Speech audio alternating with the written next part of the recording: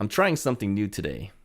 I'm using an external microphone to record the audio for this video. The video is actually recorded on a Canon G7X Mark II point and shoot style camera, but that particular camera does not have the ability to plug in an external mic. So I've been using the built-in microphone all this time for our past videos. But this time, I wanted to try the external microphone to hear the quality difference. And listening to it, I think you'll hear there should be a certain amount of depth in my voice that I couldn't get in the previous videos. And there's also less background noise as well. The problem though is this external microphone requires 48 volts of phantom powering in order to power up the microphone. You cannot even plug this thing into the Canon G7X Mark II because there is no ability to plug in. So in order to record the audio tracks, I'm actually using this digital recorder. This is the Zoom H4n, which is actually an older digital recorder. You see there's actually microphones here too, but we're not using these mics, we're using this mic. So I'm bypassing the built-in microphones using an external microphone, recording onto a separate recorder. To put this all together, I have to edit the video. I have no choice. I have to put the visuals to match the audio, or vice versa. So to do that, we do a technique called clapping. Now, you've probably seen in the movies, there's a guy who will hold a clapper. I don't know if you know what a clapper is, but it's basically a board with a slate board that has a little thing that goes up and down and claps. And the reason they do that is because in editing, the audio engineer would actually watch the video and listen for that click. When that click happens, he matches that up to the visual and his audio. The same basic technique happens here. Before I actually start recording, I actually count down. I'll say 3, 2, 1, and clap.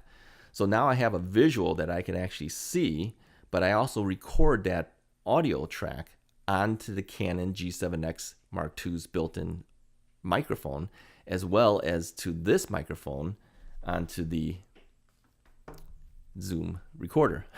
Matching those things together will allow me to actually match up the audio to the visuals. It's kind of an easy thing to do, really. It's not as hard as people think, but it does require you to edit it. I've also changed a little bit in terms of lighting today.